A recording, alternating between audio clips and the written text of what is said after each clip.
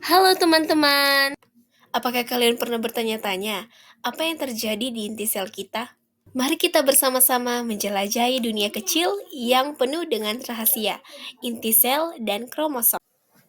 Inti sel Inti sel adalah struktur yang berbentuk bulat atau oval yang terdapat di dalam sel eukariotik. Inti sel mengandung materi genetik yang disebut DNA dan berfungsi sebagai pusat pengaturan aktivitas sel. Inti sel terlindungi oleh membran inti atau nuklear membrane yang mengatur pergerakan materi genetik ke dalam dan keluar inti. Lalu ada materi genetik nukleus. Pada sel eukariotik terdapat materi genetik terdiri atas kromosom, RNA, DNA, dan gen. Materi genetik dikemas dalam genom-genom. Di sebagian besar genom terjadi dalam kesatuan-kesatuan kromatin. Fungsi inti sel. 1. Menyimpan materi herediter sel atau DNA. Salah satu fungsi inti sel yang utama adalah menyimpan materi herediter dalam bentuk DNA atau kromosom. Dengan demikian, struktur ini juga mengontrol pertumbuhan atau multiplikasi sel. Inti sel juga merupakan tempat replikasi DNA, yaitu pembentukan salinan DNA yang identik. 2. Mengatur metabolisme sel. Inti sel juga mengatur metabolisme sel agar sel tetap hidup dengan cara mensintesis berbagai enzim. 3. Tempat sintesis RNA. Inti sel juga merupakan tempat untuk sintesis RNA yang bertindak sebagai contoh untuk sintesis berbagai protein dalam sel. Struktur tersebut juga merupakan tempat untuk sintesis pabrik protein sel yang disebut ribosom. Kromosom. Kromosom adalah struktur yang terdiri dari DNA dan protein yang membawa informasi genetik dalam bentuk gen. Manusia memiliki 46 kromosom dalam sel somatik atau sel tubuh dan 23 pasang kromosom dalam sel reproduksi atau spermatozoa dan sel telur.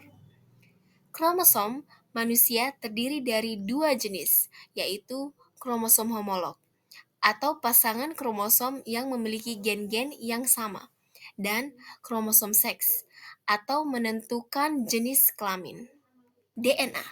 DNA adalah materi genetik utama dalam inti sel. DNA membawa informasi genetik yang diperlukan untuk pewarisan sifat dan pengaturan aktivitas sel. Replikasi DNA.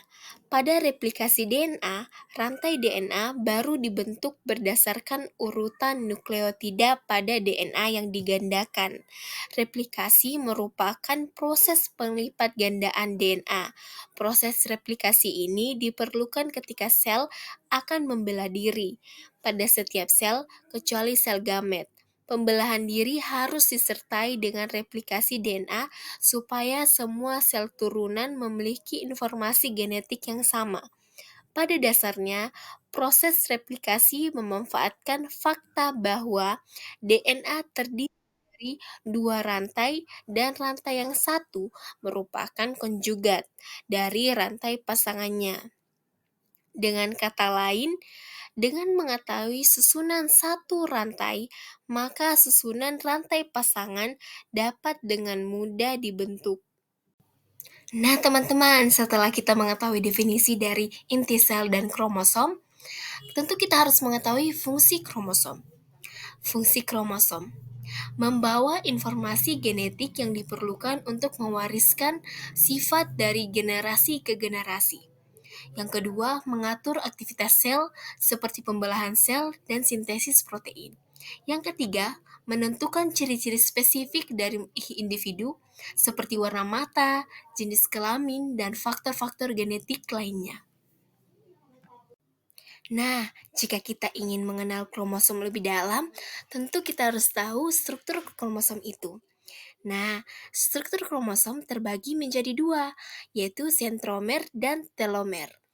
Sentromer adalah pusat kromosom yang berfungsi sebagai titik tempel untuk mikrotubulus saat terjadi pembelahan sel. Lalu, untuk telomer adalah ujung-ujung kromosom yang berfungsi untuk melindungi dan mempertahankan stabilitas kromosom selama pembelahan sel dan replikasi DNA. Lalu, apa saja sih komponen inti sel?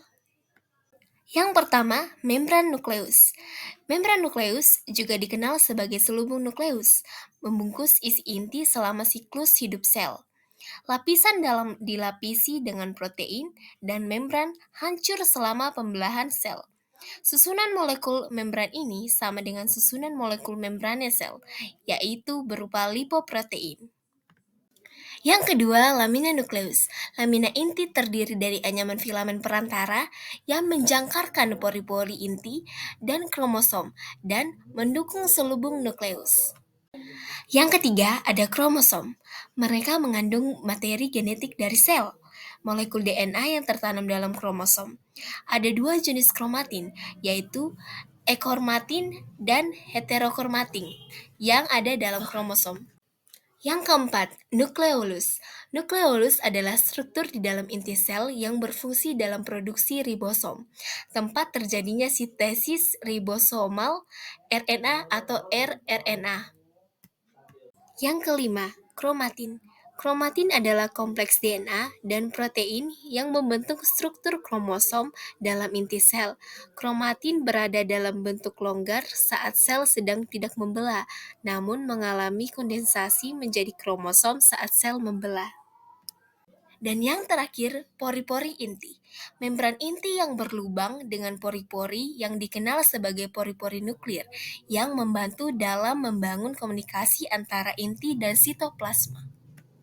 Nah, ini dia gambar nukleus secara keseluruhan. Nah, teman-teman, inilah akhir dari perjalanan kita. Tetapi ingatlah, dunia inti sel dan kromosom ini selalu menanti untuk dieksplorasi lebih dalam. Terima kasih atas perhatiannya, kawan, dan sampai jumpa lagi.